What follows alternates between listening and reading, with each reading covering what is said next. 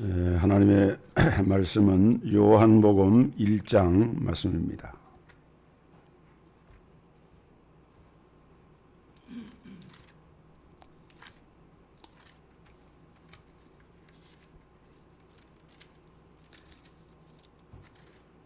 요한복음 1장 1절부터 4절까지 제가 봉독하겠습니다.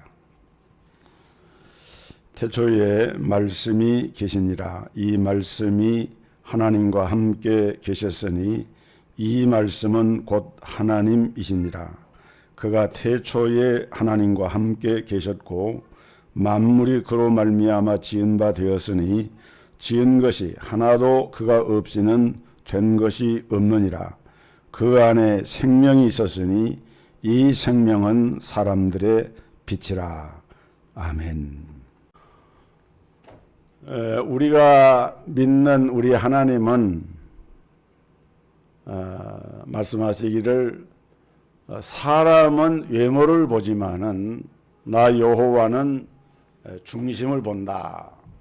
하나님은 우리 중심을 보십니다. 사람은 외모를 보지만은 하나님은 중심을 보십니다. 그러나 사람은 중심을 보지를 못하고 외모를 중시합니다. 겉모양을 중시해요. 그러다 보니까 많은 실수를 합니다. 우리 예수님이 이 땅에 오셨을 때 사람들은 심지어 예수님조차도 외모로, 외관으로 판단하고 대우를 했습니다. 그래서 육신을 입고 오신 예수님, 나사렛 목수의 아들로 자라신 예수님, 그 예수님을 외모로만 보았기 때문에 그 당시 유대인들, 바리새인들, 사두개인들, 서기관들, 또 대제사장과 장로들, 또 헤롯 왕이나 빌라도 총독이나 다 예수님을 외모로만 봤죠. 그래서 결국은 예수님을 메시아로 받아들이지 못하고 십자가에 못 박아 죽인 것입니다. 그렇습니다. 우리 예수님은 외모로만 본다고 하면은 초라하기 그지없는 모습입니다.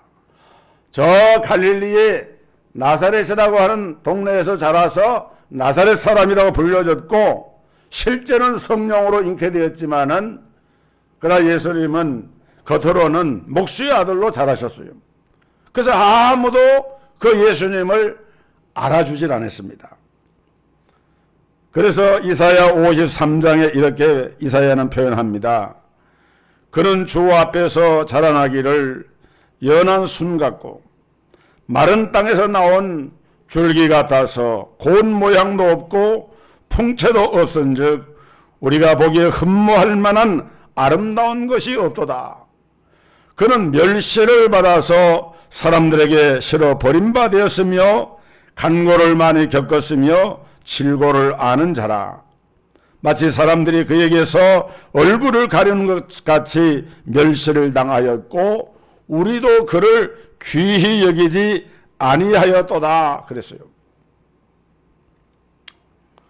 여러분, 예수 그리스도를 우리가 바로 안다고 하는 것은 우리 인생에 있어서 대단히 중요한 문제입니다. 예수 그리스도는 우리 신앙의 기초입니다. 우리 신앙의 전부입니다. 우리 신앙의 목표입니다.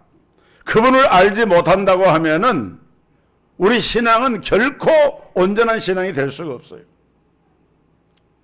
매 주일마다 나와서 예배를 드리고 봉헌을 하고 봉사를 하고 뭐 별스러운 이런 일을 한다 할지라도 그가 예수 그리스도를 바로 알지 못하고 있다라고 하면은 이 모든 것이 헛된 것이 되고 맙니다. 많은 사람들은 예수님을 4대 성인 중에 한 분으로 생각을 하지만은 우리 예수님은 4대 성인 중에 한 분이 아니에요. 공자나 마호메스나 스카모니 같은 어떤 종교를 창설하고 교주가 된 이런 사람들과는 근본적으로 달라요. 그 사람들은 다 피조물이지만은 예수님은 창조주 하나님이십니다. 그들은 심판을 받을 대상이지만은 우리 예수님은 심판장이 되시는 하나님이세요. 세상의 모든 인생들은 다 그리스도가 없으면은 지옥으로 들어갈 수밖에 없지만은 우리 예수님은 천국을 예비하시고 그 모든 사람들을 천국으로 인도하시는 내가 곧 길이요 진리요 생명이라 말씀하신 그리스도가 되신 바로 그분이 우리 주 예수님이신 것입니다. 혹시 여러분들이 신앙생활 가운데 힘들고 행복하지 못하다고 하는 그런 분이 계시다고 하면은 여러분 그 이유가 뭘까요? 다른 것 아닙니다. 가장 큰 원인은 예수님이 누구인가, 예수님이 어떤 분인가를 제대로 알지 못하기 때문에, 제대로 믿지 못하기 때문에 그런 거예요. 그래서 우리 예수님이 어떤 분이고 내게 어떻게 찾아오셨는지를 우리가 바로 알아야만 우리는 바른 하나님을 예배할 수 있게 됩니다. 그래서 오늘 봉독한 본문에 보면은 그 예수님이 누구신가, 어떤 모습으로 우리에게 찾아오셨는가를 정확하게 증거를 하고 있습니다. 예수님은 과연 어떤 분인가요?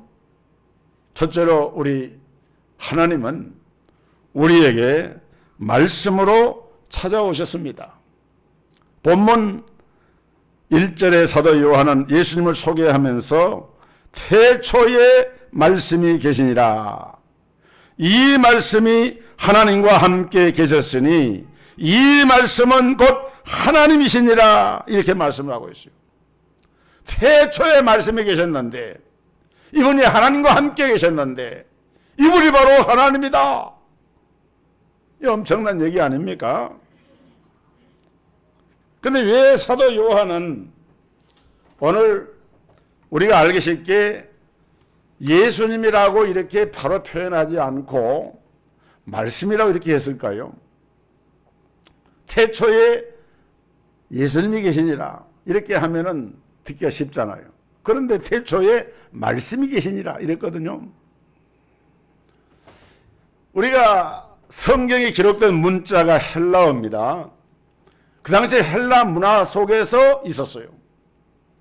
물론 시대는 로마 제국이지만은 헬라 제국의 뒤를 이은 로마 제국 치세하에 헬라 문화가 그대로 이 성경을 기록할 그 당시에 역사적인 배경 가운데 있는데, 그 당시에 헬라 사람들은 이 세상을 창조한 창조주가 계시는데 그 창조주가 대리자를 세워서 창조를 행하셨다 이렇게 생각을 했어요.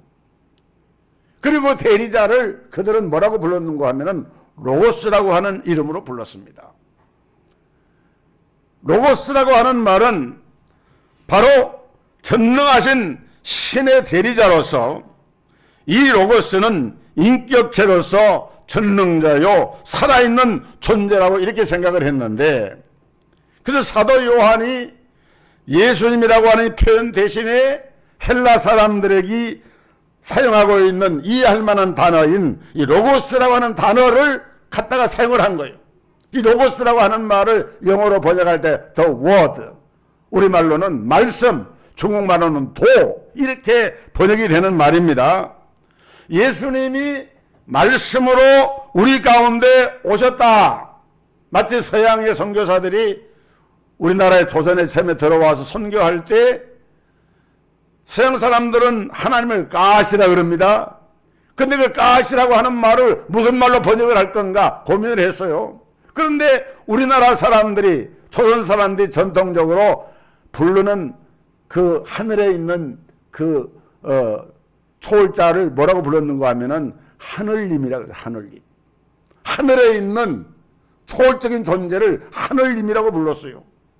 그래서 그 하늘님이라고 하는 말과 의미 비슷하면서도 삼위일체 한 분 하나님이라고 하는 의미가 강조되고 있는, 하나라고 하는 뜻을 가지고 있는 하나님이라고 하는 말로 번역을 하면서 우리나라 말에는 가시라고 하는 말이 하나님이라고 하는 말로 번역이 된 거예요. 이처럼 예수님은 로고스, 다시 말하면은 말씀으로 우리에게 오셨는데, 우리가 여기서 깨달을 수 있는 것이 무엇이냐? 결국 예수님은 누구라고요? 예수님은 하나님이시다. 이 말씀이 곧 하나님이시니라. 여러분 한번 오늘 보려고 한 이 요한복음 1장 1절부터 4절까지를 말씀, 그는 대명사니까 그 말씀을 그라고 표현한 거죠. 이 말을 전부 다 예수님으로 바꿔서 한번 읽어보겠습니다. 같이 한번 읽어보겠어요. 요한복음 1장 1절부터 4절까지 같이 읽어봅니다. 시작. 태초에 예수님이 계시니라. 이 예수님이 하나님과 함께 계셨으니 이 예수님은 곧 하나님이시니라. 예수님이 태초에 하나님과 함께 계셨고 만물이 예수님으로 말미암아 지은 바 되었으니 지은 것이 하나도 예수님이 없이는 된 것이 없느니라. 4절. 예수님 안에 생명이 있었으니 이 생명은 사람들의 빛이라. 그 이야기를 사도 요한은 예수님이라고 하는 그 이름 대신에 로고스라고 하는 말을 호 로고스, 영어로 the word, 그 말씀, 이렇게 번역을 한 겁니다. 이것은 우리에게 굉장히 중요한 의미가 있어요.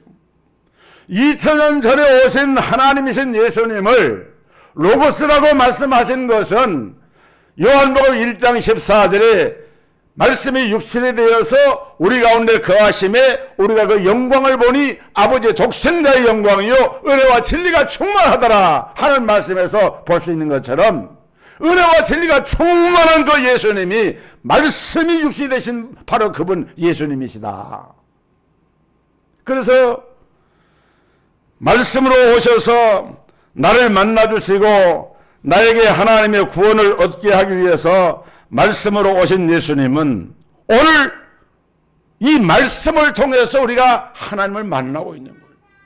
성령의 감화와 감동 가운데서 이 말씀을 듣는 성도 여러분들이 현장에서나 방송에서 또는 가정에서 말씀을 들으면서 하나님의 그 성령의 임재와 역사 속에서 우리가 하나님을 체험하는 이런 은혜를 받고 있는 거예요. 얼마나 소중한지 몰라요.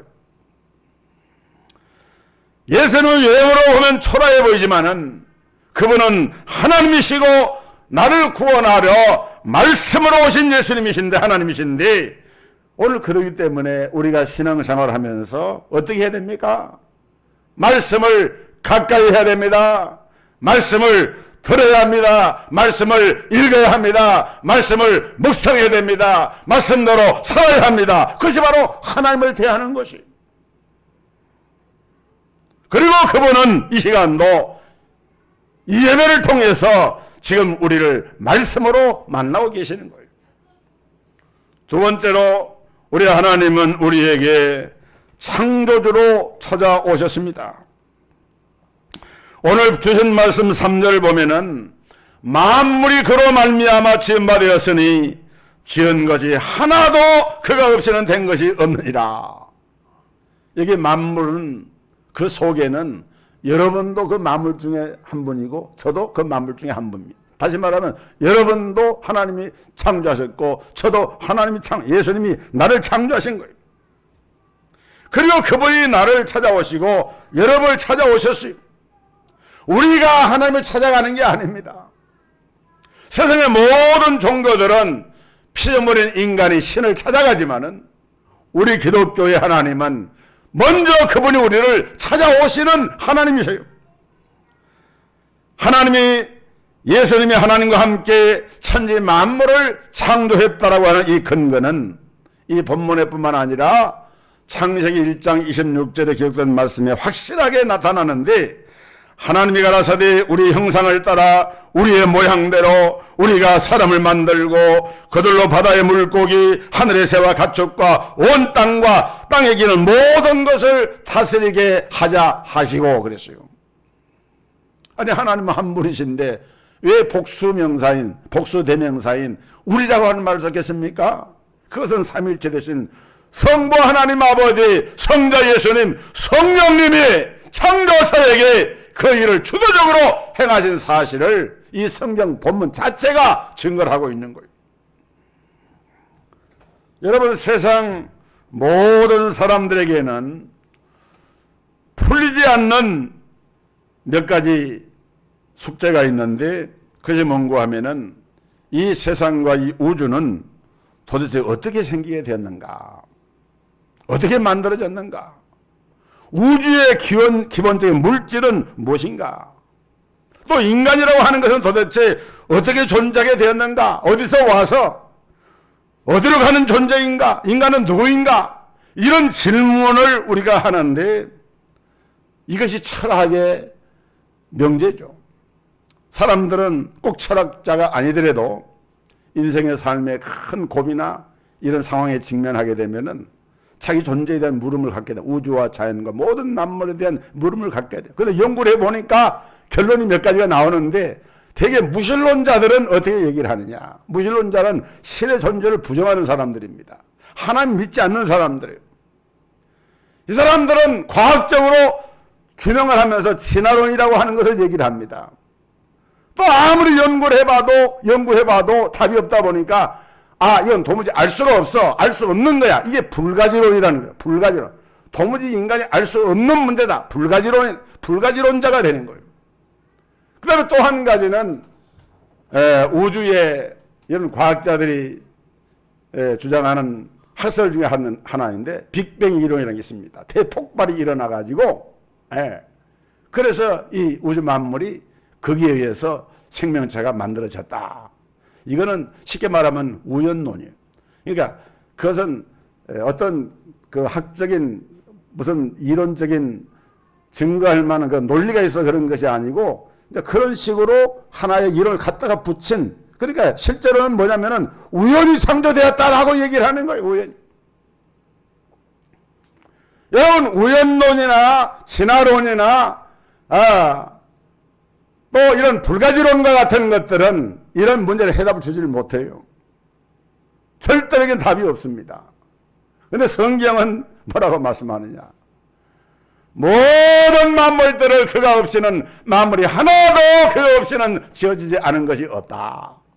다 하나님이 작품이고 하나님 만드셨다. 여러분들 가지고 다니는 휴대폰, 핸드폰, 만약에 누가 물어봅니다. 이 휴대폰 어떻게 가지게 됐냐고. 저절로 만들어졌다고. 저절로 그냥 내게 주어졌다고. 이렇게 얘기한다면은 그게 말이 이해가 되겠습니까? 어떻게 휴대폰이 만든 사람이 없는데 저절로 내게 주어집니까? 이 말과 똑같은 거예요. 얼마나 무식한 말인지 몰라요. 태양계와 은하계와 이 우주의 광대함과 오묘함과 우리 인간 육체와 생명과 모든 질서에 이런 모든 것을 운행하시는 하나님에 대한 믿음이 없이는 이런 것에 대한 설명을 할 수가 없는 거예요. 우리 한국에 나온 세계적인 물리학자인 정근모 박사는 이런 말을 했습니다. 과학을 깊이 연구하면 할수록 하나님의 존재와 섭리를 인정하지 않을 수가 없다. 영원 불변한 진리는 무엇인가? 세월이 흘러도 문제를 제기할 수 없는 완벽한 진리는 무엇인가? 그분이 이 세상을 창조하셨음을 믿는 것이 영원 불변한 진리이다. 나는 위대한 과학자이기보다 예수님을 따르는 신실한 크리스찬이 되고 싶다. 아인슈타인 박사보다도 더 높이 평가를 받는 천재 물리학자인 맥스웰이라고 하는 학자도 창조주 하나님을 인정했습니다. 아인슈타인 박사도 그 말년의 절대자이신 창조주 하나님의 존재를 인정했고 하나님의 창조 섭리를 믿었어요. 사랑하는 성도 여러분, 여러분은 여러분을 창조하신 하나님을 믿으시기를 주의 이름으로 축복합니다. 하나님을 믿으셔야 돼요. 창조주 하나님을 믿을 때 거기서 어떤 일이 발생하느냐? 우리 인생의 방향성이 바로 생겨납니다. 내가 어디서 와서 어디로 가는 존재인가? 자기 인생의 방향성을 바로 알게 돼요. 또 인생의 자존감이 생깁니다. 나는 하나님의 형상을 지닌 자이기 때문에 나라고 하는 존재는 하나님 앞에서 존귀한 존재로구나 하는 자존감이 우리 마음속에서 일어나요.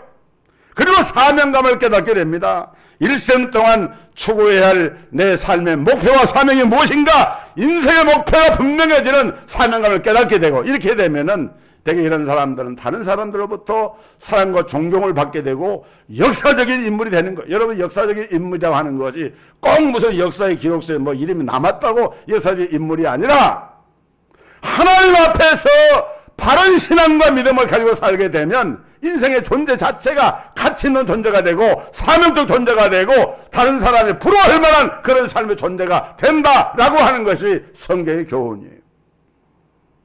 그러나 만약에 하나님이 나를 창조하신 것을 부정하면 어떻게 됩니까? 이제 말씀드린 모든 것에 반대가 됩니다. 존재의 의미가 없기 때문에 삶 자체가 무의미해져요. 추구해야 할 진정한 삶의 목표가 없기 때문에 짐승처럼 먹고 마시고 장가가고 시집가고 자신의 몇 명 낳고 죽고 그것이 의미 없는 삶이 되고 맙니다. 오늘 그렇기 때문에 저와 여러분은 창조주로서 우리를 찾아오신 하나님을 믿는 믿음의 고백을 해야 됩니다. 세 번째로 하나님은 우리에게 생명과 빛으로 찾아오셨습니다. 4절에 보면은 예수님에 대해서 이렇게 말씀합니다. 그 안에 생명이 있어. 그는 예수님 말해요. 예수님 안에 생명이 있었으니 이 생명은 사람들의 빛이라. 그렇게 말씀을 했어요. 그 안에 생명이 있었다. 여러분, 생명을 뜻하는 이 그리스 헬라어가 두 가지, 하나는 비오스라고 하는 말이고 이 비오스라고 하는 말에서 바이올로지라고 하는 말이 나온 거예요. 또 하나는 조에라고 하는 단어가 있어요. 그런데 이 비오스라고 하는 단어는 한시적인, 육체적인 또는 현상적인 그런 생명을 비오스라고 그러고 조에라고 하는 생명은 The Eternal Life, 영원한 생명, 끝이 없이 계속되어지는 하나님의 본성에 입각한 생명을 가리켜 말할 때 그것을 조에라고 표현을 합니다. 그 안에 생명이 있었다라고 말씀할 때 그 안에 있는 생명은 어떤 생명이냐? 조의 생명이에요. 오늘 예수님이 가지신 생명은 영원한 생명입니다. 사도 요한은 요한일서 1장 1절로 2절에서 예수님이 소유한 생명을 가리켜 영원한 생명이다. 태초부터 있는 생명의 말씀에 관하여는 우리가 들은 바요, 눈으로 본 바요, 자세히 보고 우리의 손으로 만진 바라. 이 생명이 나타내신 바 된지라. 이 영원한 생명을 우리가 보았고 증거하여 너에게 전하노니 이는 아버지와 함께 계시다가 우리에게 나타내신 바 된 이 신이라. 그렇습니다. 우리 예수님이 공급하는 생명은 영원한 생명이고 그렇기 때문에 그를 믿는 모든 사람에게 그 영원한 생명이 들어가는 거예요. 지난 8월 16일 날 우리가 사랑했던 국진호 안수 집사님이 하나님의 부름을 받았습니다. 제가 병원에 입원했을 때 장례를 치르고 박지훈 집사님이 저한테 문자를 보내왔어요. 목사님 안녕하세요. 박지훈 집사입니다. 목사님과의 화상통화와 1층에서의 기도로 국집사가 마음의 평안을 안고 고온히 이틀을 잠을 자다 편안하게 갔습니다. 진심으로 감사드립니다. 제가 그 글을 읽고 유족을 위로하는 문자를 보냈습니다. 그날이 월요일이었어요. 그 집사님이 부름 받은 날이 월요일이고 제가 화요일 날 병원에 입원했는데 그 전주에 금요일 날 제가 우리 교단의 전국 여전도의 총회에 총회와 수련회에 설교를 하기 위해서 내부순환도를 타고 차를 타고 가다가 박준 지사님의 전화를 받았어요. 목사님 빨리 좀 안양 샘병으로 와주시면 좋겠습니다. 왜 그러시는데요? 국지사님이 사경을 헤매는데 목사님하고 좀 얼굴을 보고 싶어 합니다. 그래요. 그래서 제가 설교 시간을 임박해서 가고 있는 차 중인데 알았습니다. 내가 설교를 마치고 바로 그 병원으로 가겠습니다. 그리고 11시 예배 설교를 하고 바로 출발해가지고 서부간선도로 타고 가는데, 서부간선도로 차가 많이 막히는 도로예요. 중간쯤 가는데 전화가 왔어요. 목사님 오실 필요가 없을 것 같아요. 왜 그러는데요? 지금 오셔도 가족이 아니면은 코로나 때문에 이렇게 면담을 하기가 어렵답니다. 안 된답니다. 그러니까 화상으로 그냥 이렇게 기도를 해주시면 좋겠다 그래요. 제가 앞에서도 전화로 기도를 했지만 다시 그러면 내가 전화하겠다고. 그래서 이제 화상으로 기도를 했어요. 기도하면서 9월의 길 메시지 전했어요. 9월의 길 메시지 전하고. 그런 시간 한 20분 정도. 차는 거의 뭐 이렇게 움직이지 않을 정도 천천히 가는 상황이에요. 그 집사님 아멘 하세요 그랬더니 자그맣게 아멘. 3번을 아멘 했어요. 그래 이제 나중에 이제 제가 그랬죠. 어차피 나는 안양으로 해서 또 구리로 넘어가야 되니까, 가는 길이니까 늦더라도 내가 일단 병원으로 갈 테니까 지상 기다렸어요. 내가 가겠습니다. 그러고 이제 가서 1층의 로비에서 지사님 만나서 기도하고 또 건면하고 그렇게 돌아왔는데, 저는 한 사람의 이 생명을 주관하시는 하나님이 삶과 죽음의 그런 기로에서 얼마나 복음을 애타게 기다리고 얼마나 그리스도에서 생명에 대한 사모함이 컸으면은 온몸이 고통 속에 있으면서도 주의 종을 통해서 복음의 소리를 듣기 원하고 그 말씀을 듣고 이틀 동안 혼수 상태에서 평안히 잠을 자고 그런 하나님의 부르심을 받는 모습을 보면서 조의 하나님의 생명, 영원한 생명, 우리가 추구하는, 우리가 믿고 의지하는 이 복음의 생명이야말로 얼마나 이것이 중요한 것인가 하는 것을 저는 이번에 다시 한번 깨닫는 기회가 됐어요. 그렇습니다. 우리 예수님이 공급하는 생명은 영원한 생명이고, 그렇기 때문에 그를 믿는 모든 사람에게 영원한 생명이 들어가는 것입니다. 그렇다면 우리가 어떻게 하면 예수님으로부터 생명의 빛을 받을 수가 있느냐? 간단합니다. 빛으로 오신 예수님이, 생명으로 오신 예수님이 세상에 빛을 비쳤지만은 사람들이 영접하지 않고 외면하고 등을 돌렸는데, 그런데 12절에 보면은 영접하는 자, 곧 그 이름을 믿는 자들에게는 하나님의 자녀가 되는 권세를 주셨으니 그랬어요. 다시 말하면, 쉽게 말하면은 예수님을 믿으면 되는 거예요. 예수님이 영접하면 스승이 들어옵니다. 그래서 복음 전도가 중요한 거예요. 제가 17일 날 입원을 해서 18일 날 수술을 받고 회복이 좀 빨리 됐어요. 그리고 병상에 가서 보니까 뭐 저와 같이 방광이나 폐나 신장, 전립선, 암 환자들이 6인실인데 다 암 환자들. 저와 같이 수술 받은 분도 있고, 저 수술 받은 후에 수술 받은 분도 있고. 제가 이런 고통 가운데서 수술을 받으면서 느끼는 것이, 정말 이분들은 복음이 필요하구나. 그래서 제가 3분에게 복음을 전했어요. 구원의 메시지를 전했어요. 제가 입원에 있으면서 수술 받기 전에 한 분하고 수술 받은 후에 또 2분에게, 그리고 한 분은 수술 들어가기 전에 간절히 기도해드리고. 근데 제가 그때 그분에게 그런 얘기 했어요. 선생님, 제가 이제 회복 침대에서 성경을 읽고 있으니까 들고 나가면서 인사를 하면서 신앙심이 예수 믿으시는 선생님 같네요 그러면서 나중에 이제 목사님 신분을 다 얘기를 했죠. 그런데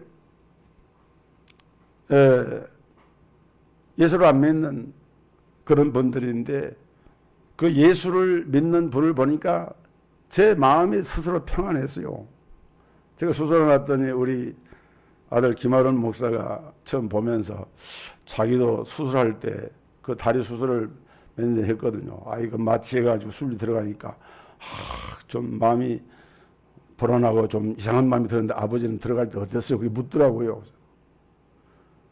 저는 솔직히 고백합니다. 아들이라서 제가 얘기한 게 아니고 제 마음이 그랬어요. 물론 수술에 임한다고 하는 것은 유쾌한 일은 아니죠. 그러나 이게 모든 게 하나님의 섭리 아래 있고 또 근본적으로 우리 안에는 조의 생명이 있는데 이제 살 만큼 살았고 하나님이 생명을 부르시면은 하나님께 가는 것인데 뭐 두려워할 만한 그런 이유가 없어요. 그저 감사함으로 하나님 인도할 줄 믿고 성령 의지합니다 하고 믿고 의지하면서 편안히 잠자는 가운데 수술이 이루어지고 뭐 이제 수술 깨어나니까 아픈 건 사실이지만은 그랬어요. 그랬지 뭐 그냥 두려워하는 그런 게 있어. 그러니까 그 병실에 있는 환자들이 보면서 그런 얘기를 덕담 차원이지만 건네면서 선생님, 목사님은 뭐 수술 받아 술 받지 않은 분 같다고. 예? 건강해 보인다.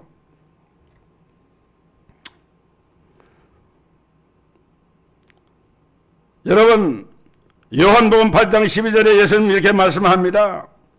예수께서 또 말씀하여 이르시되 나는 세상의 빛이니 나를 따르는 자는 어둠에 다니지 아니하고 생명의 빛을 얻으리라. 생명의 빛, 생명으로 오신 예수님은 우리 가운데 생명의 빛을 비춰주시면서 너희는 나를 따르라고 말씀을 합니다. 베드로에게, 요한에게, 마태에게, 주의 제자들에게 너희는 나를 따르라. 그럴 때 그들 모든 것을 버려두고 예수님을 따라갔습니다. 그러면 인생이 바뀌고 그러면 하나님이 그를 위대한 하나님의 일꾼으로 삼아서 당신의 필요한 대로 들어 사용하시는 그와 같은 사명적 삶을 살 수가 있게 되는 거예요. 수많은 사람들이 전혀 소망이 없고 캄캄함 속에 살고 있던 이런 삶에서 예수님을 만남으로 삶이 변화가 되고 달라졌어요. 육체적인 즐거로 소망이 없던 사람들도 이 빛을 만나서 위대한 사명자가 되고 위대한 일꾼이 되었어요. 옛날 저 양평 시골에 어떤 중학생이 학교에서 놀다가 운동하다가 눈을 다쳐가지고 시각 장애인이 됐습니다. 아들이 갑자기 중도 실명이 되니까 얼마나 어머니가 낙심이 됩니까? 결국 속변하다가 어머니가 돌아가셨어요. 누나도 죽었습니다. 졸지에 행복과 꿈을 모두 잃어버리고 이 소년은 고아가 되어서 시리와 좌절과 한탄과 비애와 슬픔, 절망, 눈물이 그 삶의 이제 주제가 됐습니다. 그러던 어느 날 기독교 방송에서 흘러나온 말씀 한마디가 이 소년을 사로잡았습니다. 에베소 2장 10절에 우리는 그의 만드신 바라 그리스도 예수 안에서 선한 일을 위하여 지으심을 받았나니 이 일은 하나님이 전에 예비하사 우리를 그 가운데 행하게 하려 하심이라. 이 말씀에 사로잡힌 순간 그런 새로운 빛을 만나서 나는 앞을 보지 못하는 시각 장애인으로서 전혀 쓸모없는 인간이 됐다고 생각하는데 나 같은 인간도 하나님의 형상대로 지음을 받았고 하나님이 만드셨다. 그리고 하나님이 선한 일을 해서 지으신 그 목적이 있는 존재다라고 하는 걸 깨닫게 되니까 그는 그 순간 새로운 빛을 만나게 됐습니다. 그리고 나중에 그의 자서전에 이렇게 썼습니다. 두 눈을 잃었기에 나는 사회의 무용지물이라 생각했다. 그런데 내가 하나님의 형상도 지음받은 인간이라니 그 사실을 깨달았을 때 비록 두 눈을 잃었으나 내 안에 있는 생명은 아주 존귀한 것임을 다시 알게 되었다. 그래서 그는 인생을 포기해서는 안 된다고 생각하고 살아야 할 이유와 자신감과 확신이 생겼습니다. 그리고 하나님께서 실명을 통해서 주시는 특별한 사명이 있을 것이라고 믿었어요. 이것을 위해서 하나님이 분명코 자신을 도우실 것이라는 믿음을 가지고 그때부터 이상한 힘이 생겨났습니다. 그래서 장애인 학교를 졸업하고 연세대학교에 어찰자 해가지고 거기 들어가서 졸업을 하고 미국으로 유학을 갔습니다. 그리고 숙명여대를 나온 아주 아리따운 이런 여자와 결혼을 하고 아들 둘을 낳았는데 큰아들 부부는 의학박사 부부고 둘째 아들 부부는 법학박사 부부예요. 다 미국에서 성공한 자녀가 됐어요. 그리고 본인은 대학 교수가 되고 클린턴 행정부와 이 부시 행정부에서 교육정책 담당 이런 자문위원으로 우리나라 말은 차관급에 해당되는 이런 공직자 생활을 하면서 세계 유명 인사들이 이 사람을 알게 되고 세계 인물백과대사전과 아메리카 인물백과사전에 이 이름이 올라있는 그런 인물. 여러분도 한번 들으셨을 거예요. 강영우 박사라고. 바로 그 사람입니다. 성도 여러분, 하나님은 오늘 우리에게 찾아오셨습니다. 말씀으로 찾아오셨고 창조주로 찾아오셨고 생명과 빛으로 찾아오셔서 우리 안에 조의 생명을 주시면서 새로운 사명을 불러일으키시는 그분이 바로 우리 하나님이세요. 여러분, 코로나로 지치고 힘든 가운데 있지만은 지금도 여러분 속에 우리 주님은 와 계십니다. 그분이 여러분의 인격과의 인격적인 교제를 하기 원하고 계십니다. 이 은혜와 이 복을 누리시기를 우리 주 예수 그리스도 이름으로 축복합니다. 아멘.